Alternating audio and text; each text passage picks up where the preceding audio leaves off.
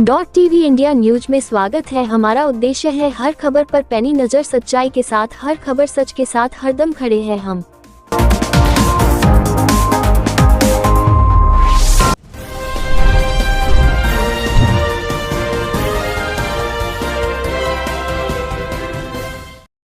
रतलाम से भोपाल आई युवती ने बताया कि उसने कई बार भागने की कोशिश की लेकिन नाकाम रही।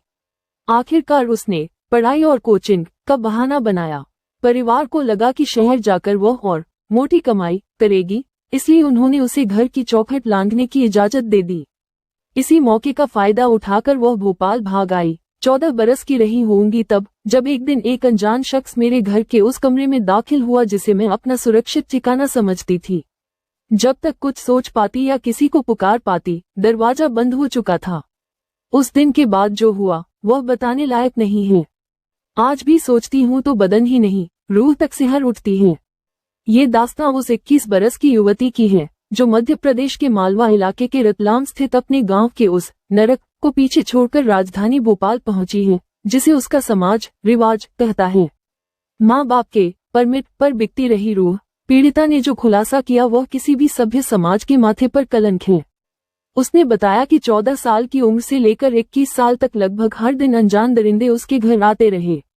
वह कोई चोरी छिपे होने वाला अपराध नहीं था, बल्कि उसके अपने माता पिता और मामा उन दरिंदों से चंद कागजी नोटों का परमिट लेकर उन्हें घर के अंदर दाखिल करवाते थे। जब उसने अपनी बड़ी बहनों या माँ से इस जुल्म की शिकायत की तो उसे ये कहकर खामोश कर दिया गया, यही हमारे समाज की रवायत है।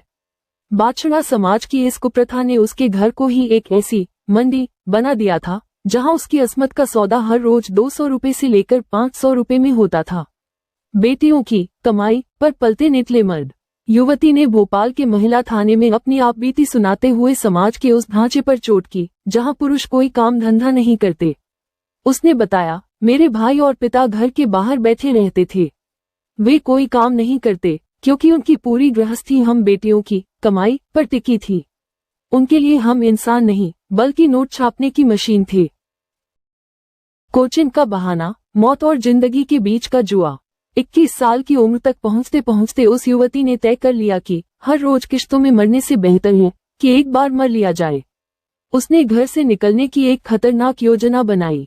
उसने अपने लालची परिजनों को यकीन दिलाया कि वह शहर जाकर कोचिंग करेगी।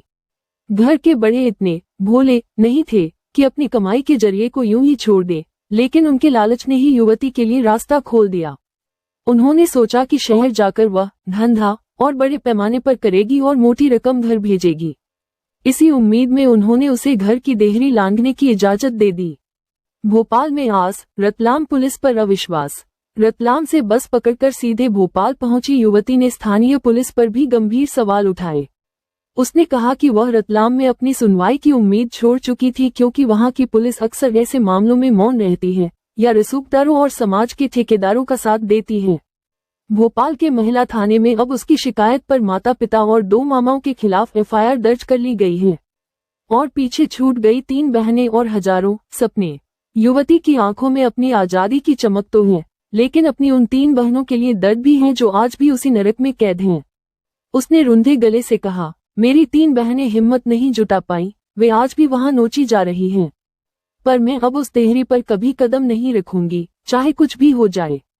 पीड़िता ने दावा किया कि उसकी तरह हजारों लड़कियों की जिंदगी पर जो परंपरा के नाम पर देह व्यापार के अंधेरे में धकेली जा रही हैं। भोपाल पुलिस ने युवती को सुरक्षित गृह में भेज दिया है और मामले की जांच तेज कर दी है। रिपोर्ट प्रधान संपादक हिमांशु सिंह के साथ Drishti Singh, Irshad Khan, Pramod Kumar, TV India news.